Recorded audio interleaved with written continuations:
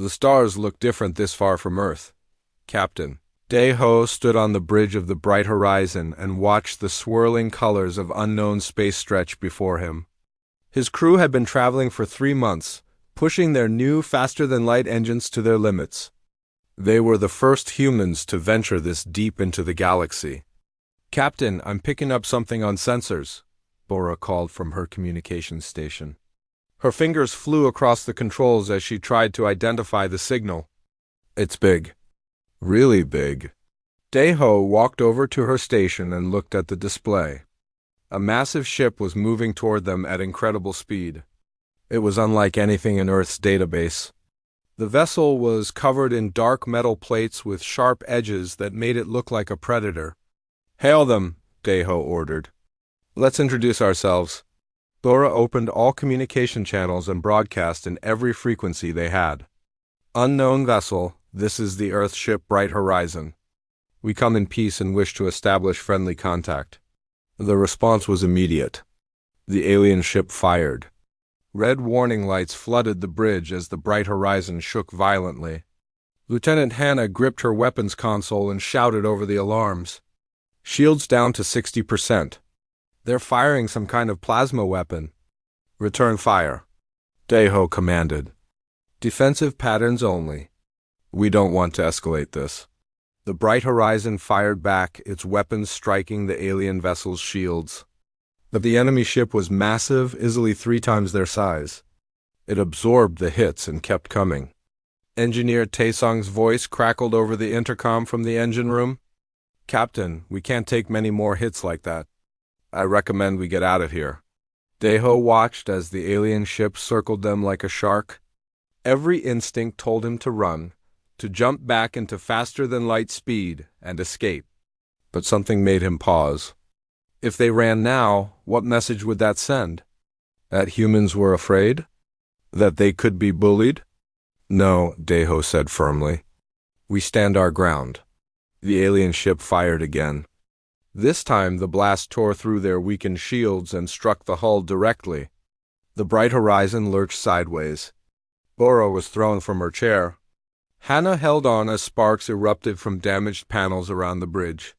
"Hull breach on deck 3, Taesung reported. "We're venting atmosphere." "Seal it," Daeho ordered. "Working on it." The alien ship moved closer, no doubt preparing to finish them off. Daeho looked at his crew.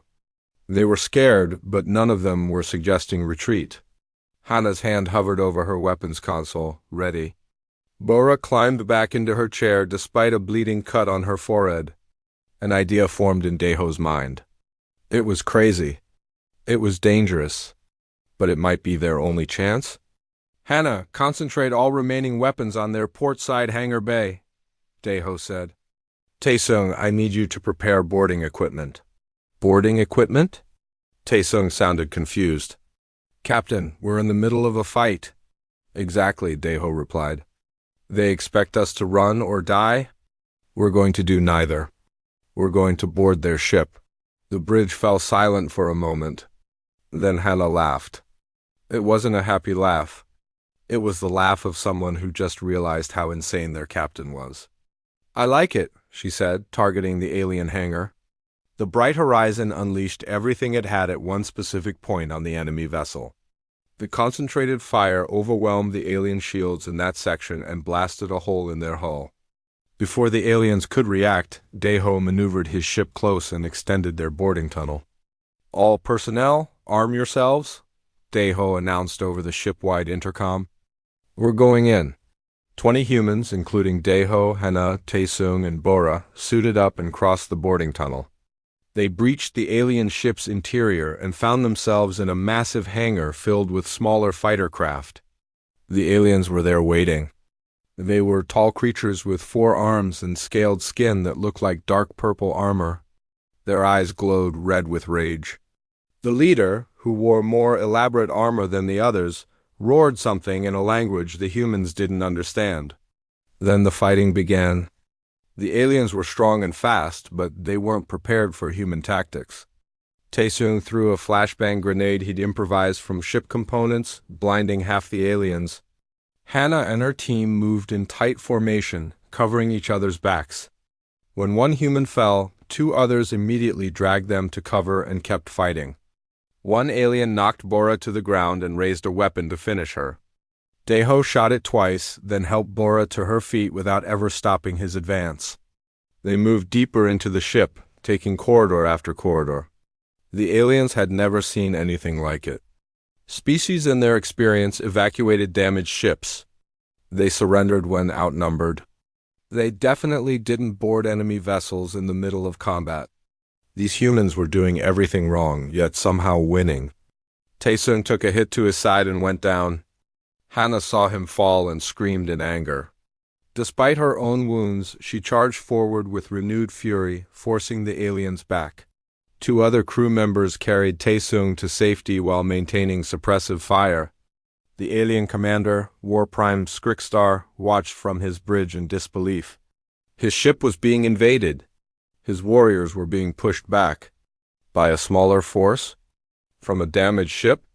Who weren't even wearing proper combat armor. Pull back, Skrikstar ordered. Seal the forward sections. But the humans kept coming.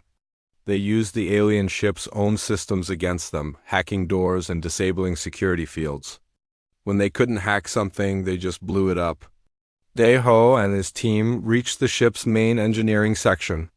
They planted charges on critical systems and started to withdraw.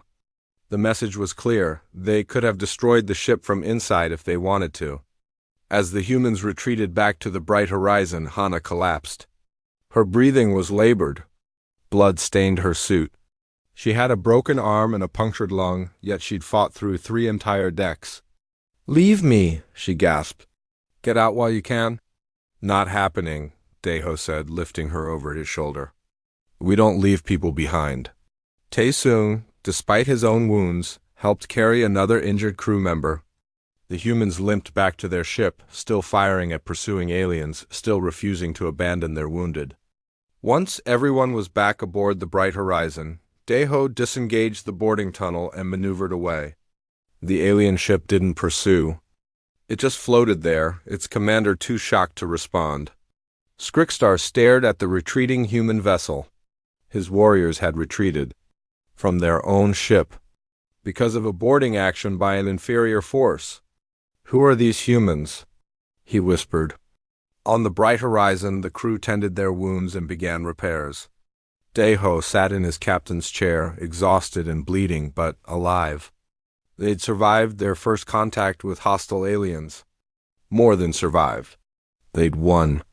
None of them knew it yet, but the battle had just changed everything in 3 galaxies. Part 2. War Prime Skrikstar had never written a report that frightened him before. He sat in his quarters aboard his damaged warship, staring at the display screen, trying to find words to describe what had happened. His claws clicked nervously on the desk. 3 weeks had passed since the encounter with the human vessel, and he still couldn't sleep properly. The Velraxi were known throughout 2 galaxies as the most aggressive species in space. They had conquered 40 systems. They had defeated the Borgan Empire in open warfare. No species had ever boarded a Velraxi warship and survived. Until the humans, Skrikstar began typing his report to High Command. He described the human ship, smaller and less armed than his own. He detailed how it refused to flee despite taking critical damage. Then came the part that made his hands shake. "The humans boarded our vessel with 20 personnel," he wrote. "They fought through 7 decks. When we wounded them, they did not retreat. When we killed one, the others became more aggressive, not less. They carried their wounded with them while still fighting. One human, their engineer, sealed a hull breach from the outside. He nearly died in the vacuum of space to save his crew. I have never seen such behavior." He paused, his red eyes reflecting the screen's glow. "Recommendation: do not engage human vessels." Under any circumstances, Skrikstar sent the report and waited. He knew what High Command would think. They would believe he was making excuses for his failure. They would question his courage. But he didn't care. The truth needed to be told. The report reached Velraxi High Command within hours. Within days, it had leaked to the Galactic Council. Within 2 weeks, every major civilization across 3 galaxies had read it. The Galactic Council Chamber was the largest political structure in known space. It floated in neutral territory, a massive station where hundreds of species gathered to discuss trade, treaties, and conflicts. Today, the chamber was completely full. Everyone wanted to see the humans. Ambassador Kyung Min walked into the chamber with quiet confidence. She was a small woman by human standards, barely reaching the chest of most aliens present. Her black hair was tied back in a professional style. She wore a simple dark suit. Nothing about her appearance suggested the warrior race the report described. Beside her walked Admiral Hyun-sik and military analyst Ji-woo. They took their seats at the human delegation table. Council Speaker Threnanok, a floating jellyfish-like creature with a translator implant, addressed the assembly. We are here to discuss the incident involving the human vessel Bright Horizon and the Velraxi warship Claw of Dominance. Ambassador Kyung Min, we have read War Prime Skrikstar's report. We find it difficult to believe. Kyung-min stood. Her voice was calm and measured. What specifically do you find difficult to believe, Speaker? The part where your species refused to evacuate a damaged vessel, replied Ambassador Vexith of the Borgan Empire. The part where wounded crew members continued fighting. The part where you boarded a superior warship in the middle of combat. All of it violates basic survival instinct. Kyung Min nodded slowly. I see. You're operating under the assumption that survival instinct means preserving one's own life first. That's true for most species. It's not true for humans. The chamber erupted in confused chittering and clicking from dozens of species. Threnanok called for order. Please explain, the speaker said. Humans evolved on a death world, Kyung Min began. Our planet has extreme weather, deadly predators, and diseases that can kill in days. We survive not by being the strongest or fastest, but by working together. A human alone dies. A group of humans survives. So our instinct isn't to save ourselves first. It's to save our group first. But your engineer, Vexith protested. He went outside the ship during combat, into vacuum. That's suicide. To him, letting his crew die was worse than his own death, Kyung Min replied. That's not unusual for humans. We have a saying, no one left behind. It means exactly what it sounds like. Ji-woo, the military analyst, stood up. May I add something, Ambassador? Kyung Min nodded. Ji-woo activated a holographic display showing medical data. Every human vessel carries advanced medical facilities, Wu explained. We can revive crew members who have been clinically dead for up to 10 minutes, sometimes longer. What you consider dead, we consider temporarily down. That changes combat calculations significantly. The chamber fell silent. Several alien ambassadors were frantically checking their translators, certain they had misheard. You can bring the dead back to life? Threnanok asked slowly. If we act quickly, yes, Ji-woo confirmed. Lieutenant Hannah, who fought through 3 decks with a broken arm and punctured lung, was technically dead for 4 minutes. She made a full recovery. She's actually back on duty now. Admiral Hyun-sik stood next. He was an older man with gray hair and calm eyes. I think there's a fundamental misunderstanding here. You're all operating under the assumption that humans are some kind of aggressive warrior race. We're not. We prefer peace. We prefer trade and cooperation. But if you attack us, if you threaten our people, we will respond with everything we have. Not because we're warlike, because we're protective. A small alien ambassador from the Prixian Collective raised a tentacle. But your species just developed faster than light travel. You're new to space. How are you so effective in combat? Kyung Min smiled sadly. Because we've been fighting wars on Earth for thousands of years, we know combat. We've studied it, perfected it, learned from it. Every nation on Earth has military history. Every culture has warrior traditions. We didn't bring that violence to space because we wanted to. We brought it because we didn't know if we'd need it. Apparently we do. Skrikstar himself had been allowed to attend the session. He stood from the Velraxi delegation, his massive form towering over most present. I want to make something clear, he said, his voice deep and rough. "The Varaxi are not cowards. We have fought every major power and won. But fighting humans is different. They don't fight for territory, they don't fight for honor. They fight because you hurt one of their pack. There is no negotiation with that kind of loyalty, no strategy against that kind of determination." He paused, looking directly at the council speaker. "My recommendation stands. Do not engage human vessels. They will either win or ensure you both die. Either outcome is unacceptable." The session continued for hours. Question after question was thrown at the human delegation. Each answer revealed more about human nature, human psychology, human history. Species that had never feared anything began to feel a cold dread settling in their minds. By the end of the session, no official policies had been changed. No treaties had been signed, but something had shifted in the galaxy. Word began to spread through trade networks and military channels. Pirates updated their target lists. Warlords reconsidered their expansion plans. Aggressive species thought twice before approaching unknown vessels. A new rule emerged through whispers and warnings. "Check if it's human first." Kyung Min returned to her quarters exhausted. Ji Woo followed her in with a concerned expression. "Do you think they understand?" he asked. "I don't know," Kyung Min admitted. "I told them the truth. We're not monsters. We're just protective of our own. But I saw their faces. They're scared of us now."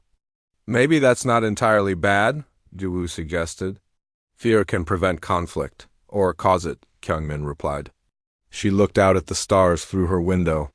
"We came to space hoping to find friends. Instead we found enemies. And now we've scared them so badly they might attack us just out of fear." But she was wrong. In the following months, attacks on human vessels dropped to zero, not because aliens wanted peace, because they were terrified. Part 3, the pirate haven called Broken Wheel, existed in a forgotten corner of space where 3 territories met. No government claimed it.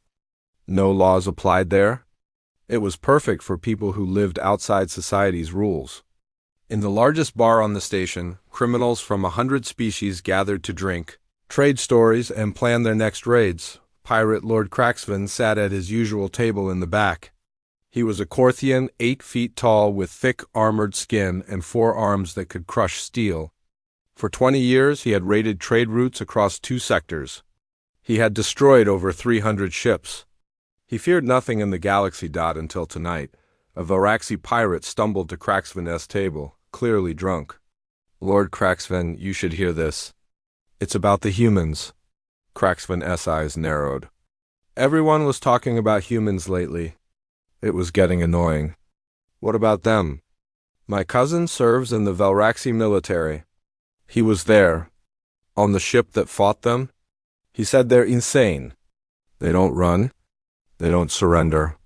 They just keep coming." Another pirate, a small Prixian, joined the conversation. "I heard they can't be killed, that they come back from the dead." Craxvan laughed, a deep rumbling sound. "Nonsense. Nothing can come back from death. They're just good fighters, so what? We've fought good fighters before." But even as he said it, Craxvan noticed something. The bar was quieter than usual. Pirates who normally boasted about their raids were speaking in hushed tones. The topic was always the same: humans. A week later, Craxvan's fleet intercepted a cargo vessel in deep space. His scanners identified it as human. The ship was alone, lightly armed, probably carrying valuable Earth goods. "Easy prey. Prepare to board," Craxvan ordered his crew. "This will be quick." His 6 ships surrounded the human vessel. He expected it to surrender immediately or try to run. It did neither. Instead, the cargo ship turned and accelerated directly toward his flagship. "They're charging us?" His first officer asked in confusion. The human ship opened a communication channel. A man's face appeared on screen. He had short black hair and calm eyes. "Captain Young-Soo of the Steel Promise." "You've damaged my hull," Young-Soo said simply. "That makes us angry." Then the transmission cut off. The human ship rammed Craxvan's flagship at full speed. The impact threw Craxvan across his bridge. Alarms blared. His crew scrambled to their stations. The human ship had damaged itself badly in the collision, but it had also torn a hole in his flagship's side. "They're insane," someone shouted. "Board them!" Cracksven roared. "Kill them all!" His pirates swarmed onto the human cargo vessel through the damaged sections. They expected scared merchants. They expected surrender. They found neither. The human crew had barricaded the corridors. They were using mining equipment as weapons. A small woman named Minji was wielding a plasma cutter like a sword. She'd cut through 2 pirates before anyone could react. Cracksven's crew advanced slowly, taking cover. They outnumbered the humans 5-1. Victory was certain. But then strange things started happening. A human cargo handler named Dong Hyan took a metal shard through his torso. He should have died instantly. Instead, he pulled the shard out, screamed something in Korean, and charged forward using it as a weapon. He killed 3 pirates before finally collapsing. The pirates managed to push the humans back, deck by deck. But it wasn't like any battle Cracksven had ever seen. The humans weren't fighting to win. They were fighting to make the cost unbearable. Every corridor was trapped. Every room was a kill zone. They fought like cornered animals. "Fall back," Cracksven finally ordered. "It's not worth it." His crew retreated to their ships, carrying their wounded. They'd lost 20 pirates, 20 against a cargo crew. Against merchants, Cracksven stared at the damaged human ship as it drifted in space. He could finish it. Send missiles, blow it apart from safe distance. But something stopped him. Those humans weren't done fighting. Even now, they were probably repairing their ship, preparing for another attack. They wouldn't stop until they were all dead. Maybe not even then. "We're leaving," Cracksven announced. His crew looked at him in shock. The great pirate Lord Cracksven was retreating. From a cargo ship, the story spread. Within days, every pirate haven in 3 sectors knew about it. The mighty Cracksven had run from humans. If he was afraid, what chance did anyone else have? On a research station orbiting a quiet moon, xenopsychologist Subin was putting together all the pieces. She had been studying every report, every encounter between humans and other species. A pattern was emerging. Subin wrote her paper carefully. She titled it, "Humanity's Survival Instinct and Pack-Bonding Behavior." The key insight came from understanding human evolution. Humans evolved as persistence hunters, she wrote. On their homeworld, they didn't chase prey by being faster. They chased prey by never stopping. They would follow an animal for days, running it to exhaustion. This strategy required incredible endurance and an absolute refusal to quit. She included examples from human history. Marathons where humans ran until their bodies destroyed themselves. Mountain climbers who continued ascending despite frostbite and oxygen deprivation. Soldiers who fought for days without sleep. Humans have a physiological response they call second wind, the paper continued. When pushed to their limits, instead of shutting down, their bodies release chemicals that increase performance. They literally become more dangerous the longer a fight continues, not less. The paper included brain scans showing human responses to threats. When protecting their group, human brains flooded with chemicals that reduced pain perception and increased aggression. Fear didn't make them run. It made them fight harder. Subin sent her paper to the Galactic Academic Network. She expected it to be read by a few specialists. Instead, it went viral. Military academies across 3 galaxies began teaching it. War planners studied it. Pirates memorized it. Everyone wanted to understand the humans. The most disturbing section dealt with human pack bonding. Subin had discovered that humans didn't just bond with other humans. They bonded with anything they spent time with: pets, plants, machines, even their ships. When a human names something, they form an emotional attachment to it, the paper explained. Attacking a human ship isn't just attacking property. It's attacking a crew member. The human response is proportional to this perception. One admiral from the Borgen military read the paper and immediately issued new orders. If you encounter a human vessel in distress, assist it. If you encounter a human vessel under attack, assist it. Do not let humans think we are their enemy. In bars and stations across the galaxy, the conversations continued. Pirates shared warnings. Warlords updated their target lists. Everyone agreed on one thing: human ships were off limits. A young Prixian pirate, fresh and eager, stood up in a crowded bar. "You're all cowards.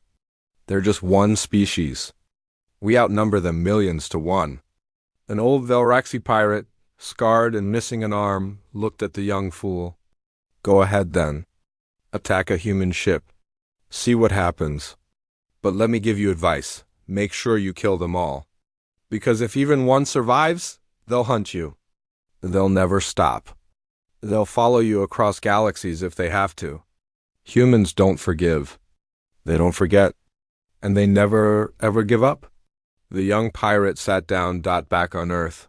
Captain Young Su and his crew had limped their damaged ship into a repair station. They were getting treated for their injuries, filling out incident reports, and trying to process what had happened. "Why did they run?" Minji asked.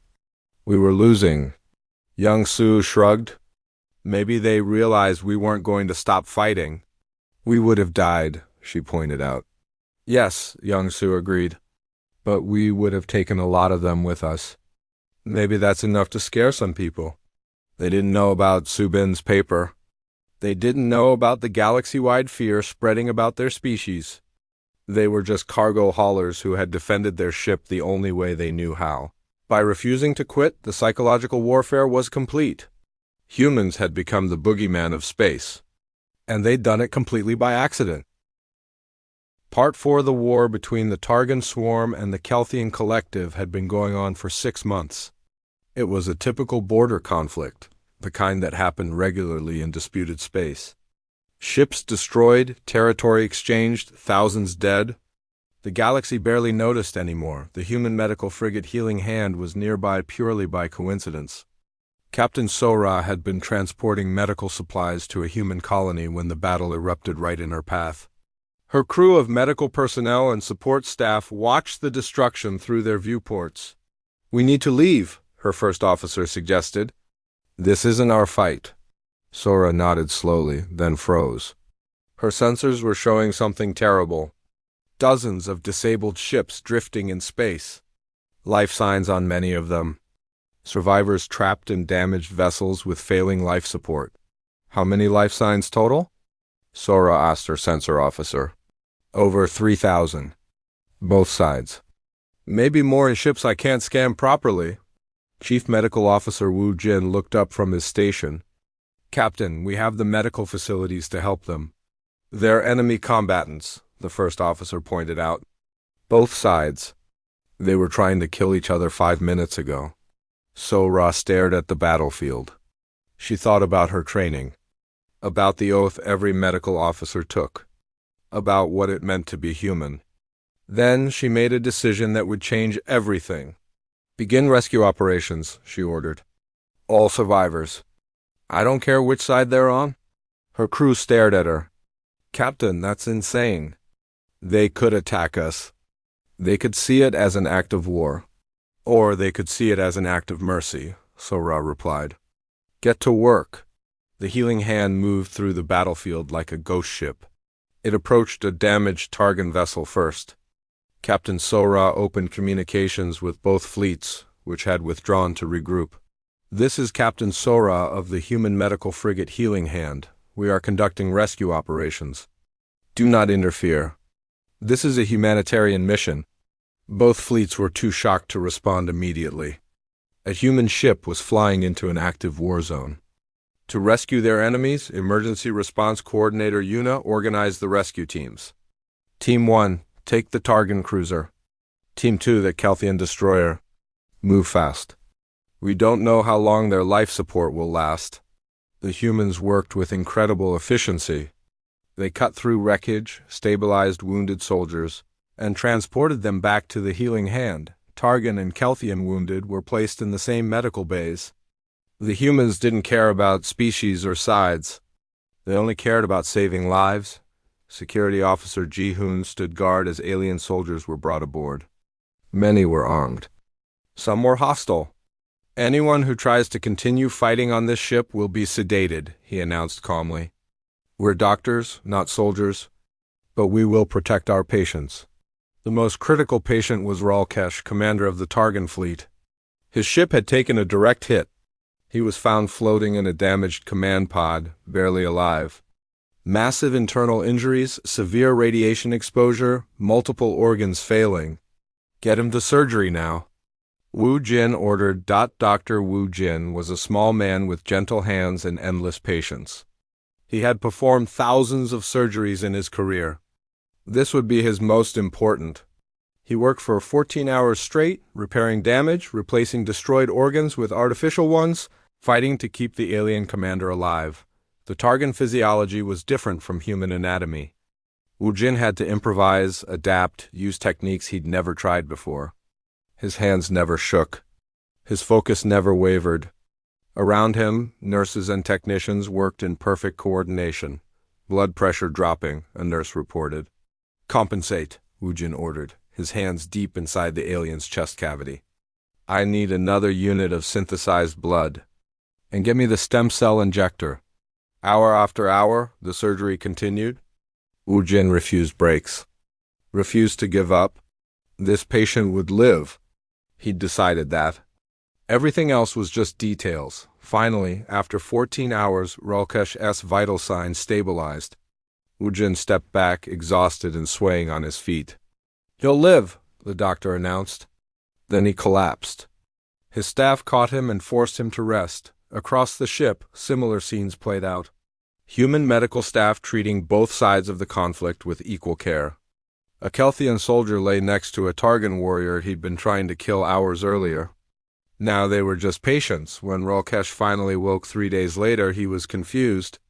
The last thing he remembered was the explosion. The pain, the certainty of death. Now he was in a clean medical bay. A human nurse named Haijin was checking his vital signs. Where am I?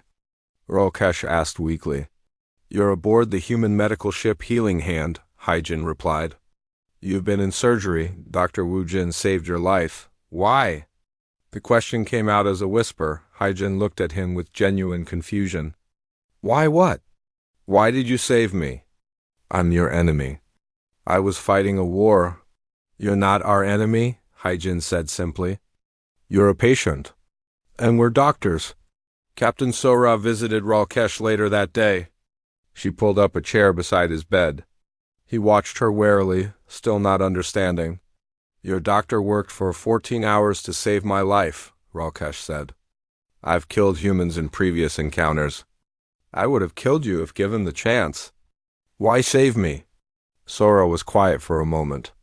Because we could, she finally said. Because you were dying and we had the ability to stop that. It's not more complicated than that. That doesn't make tactical sense. I'm a fleet commander. I have information. I'm valuable as a prisoner or dead. Not as a rescued patient you'll have to release. We're not keeping you prisoner, Sora told him. When you're healthy enough, you'll be transferred back to your people, along with everyone else we rescued. Ralkesh stared at her like she was speaking a foreign language. You rescued Kelthians too? Your enemies?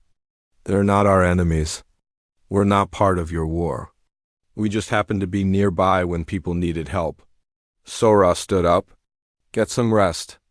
Dr. Wu Jin will want to check on you later. Over the next week, the Healing Hand rescued over 3,000 survivors from 47 different ships.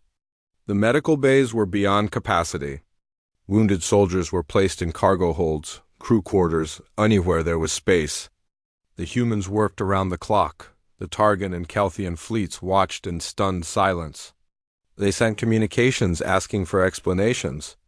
Captain Sora's response was always the same: humanitarian mission. Do not interfere. Eventually, both fleets sent representatives to meet with Sora. They came aboard expecting negotiations, maybe demands. Instead, they found their wounded being cared for.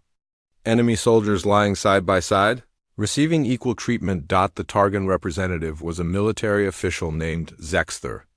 I don't understand your species, he admitted.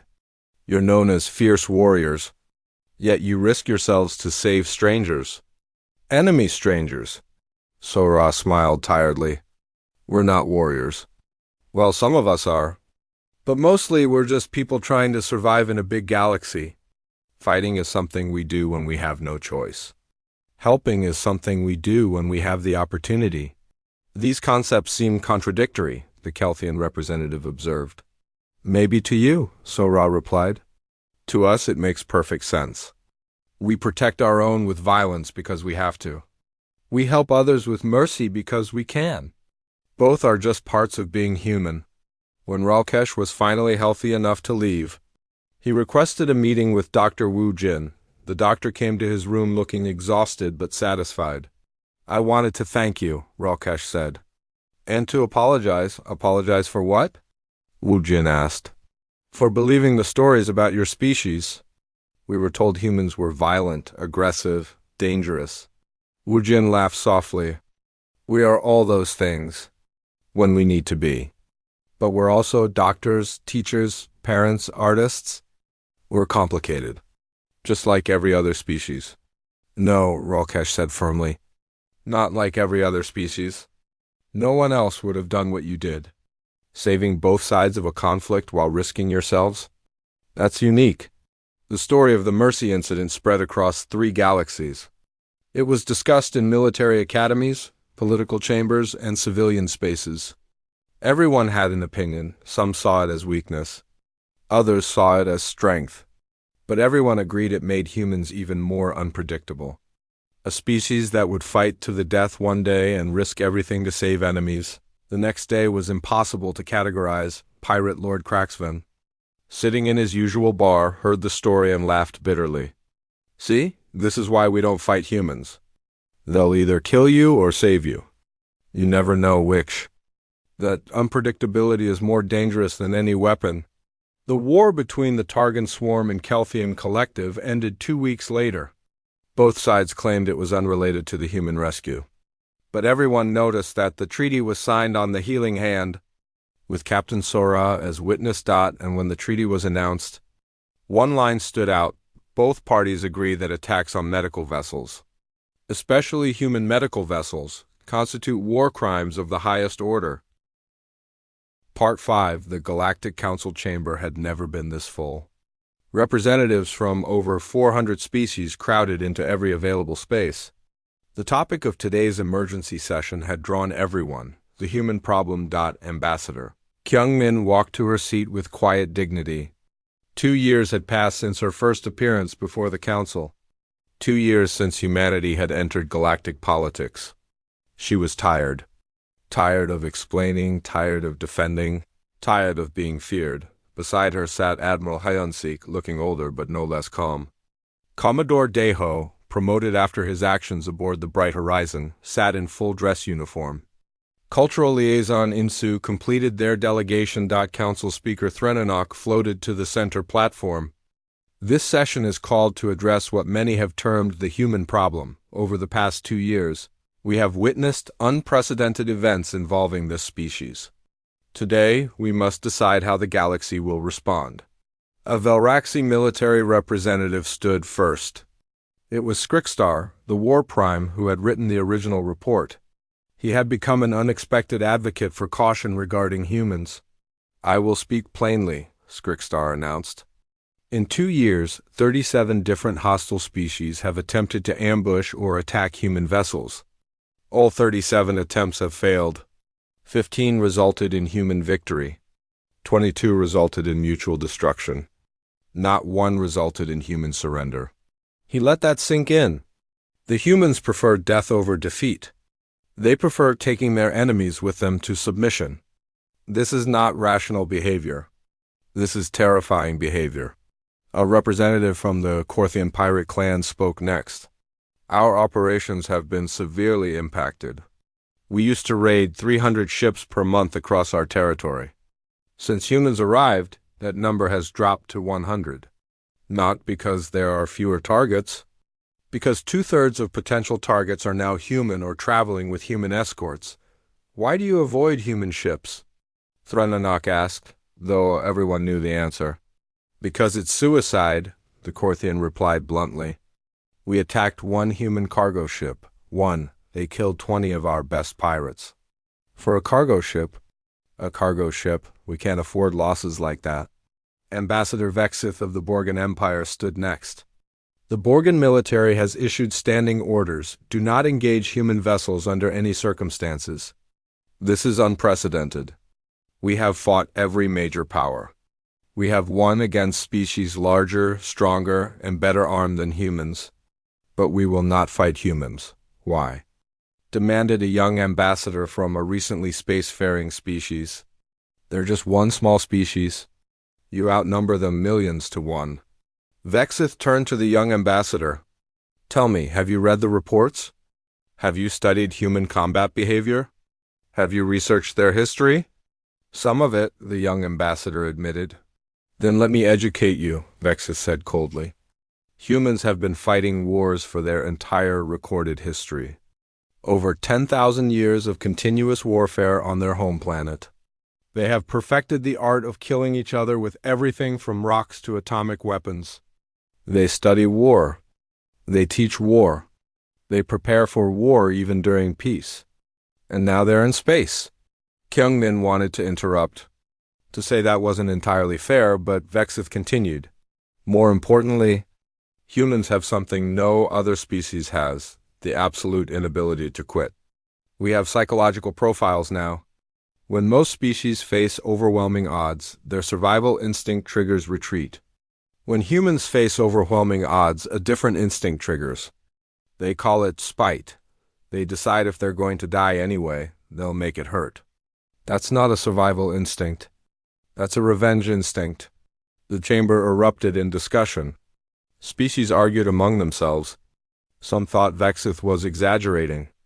Others nodded in agreement. Threnonok called for order. Ambassador Kyungmin, would you like to respond? Kyungmin stood slowly.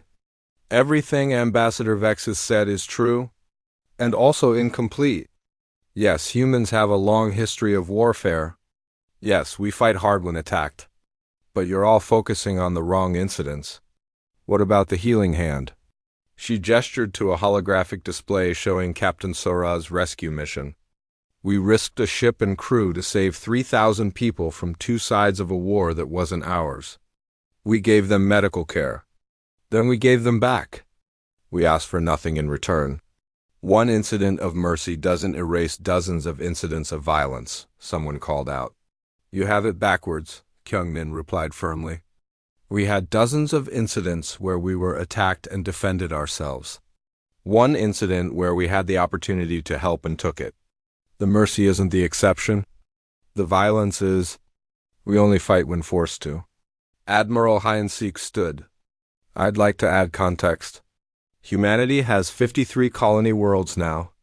We have 200 trading vessels operating in galactic space. We have diplomatic missions on 70 planets. In 2 years, how many wars have we started?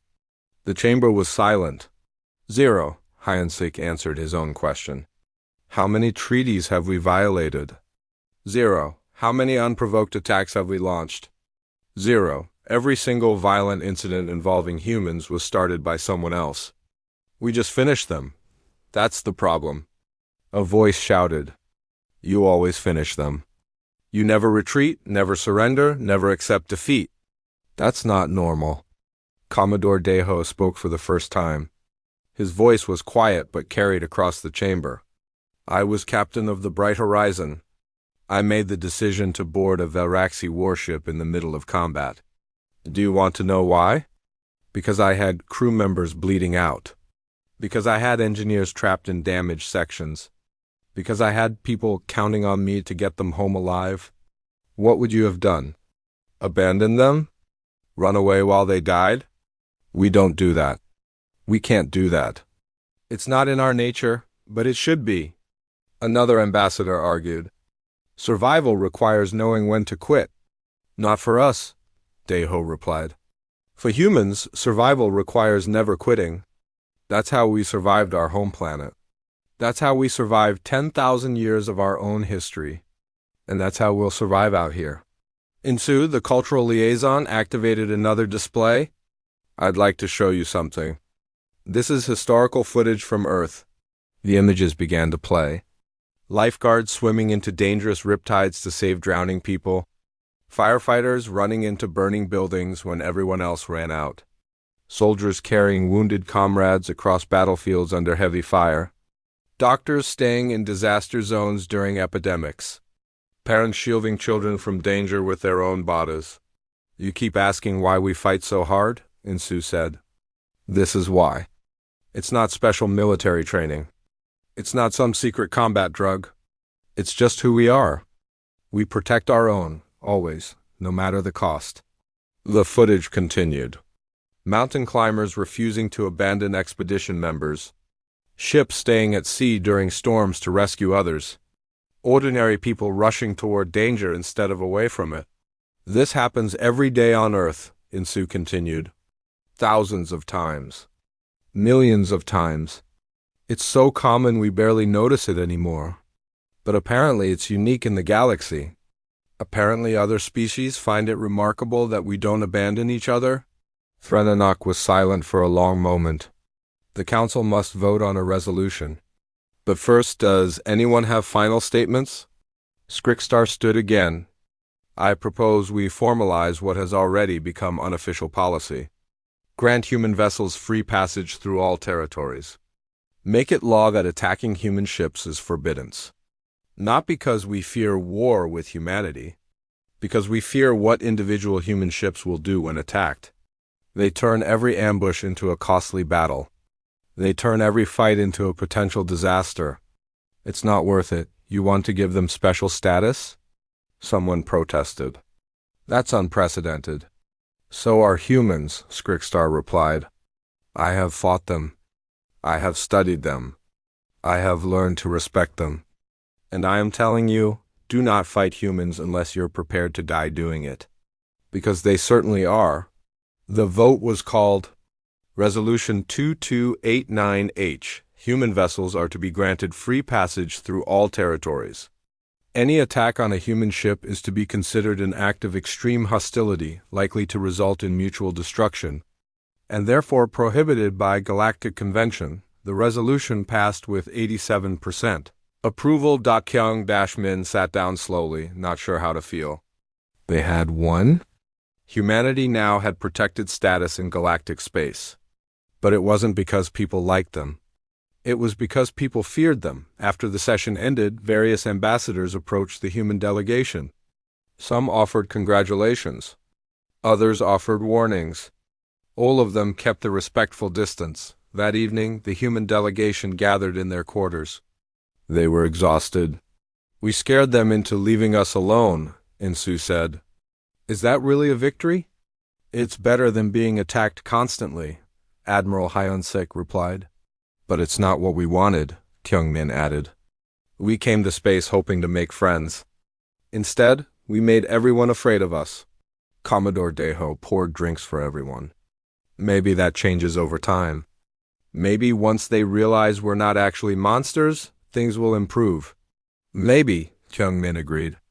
But she didn't sound convinced. 3 months later, in a pirate haven halfway across the galaxy, a young pirate crew was planning their next raid. They were new, ambitious, and hadn't learned the rules yet. Their captain was scanning a trade route looking for targets. Contact, the scanner operator reported. Single vessel, moderate size. Looks valuable. Classification? The captain asked eagerly.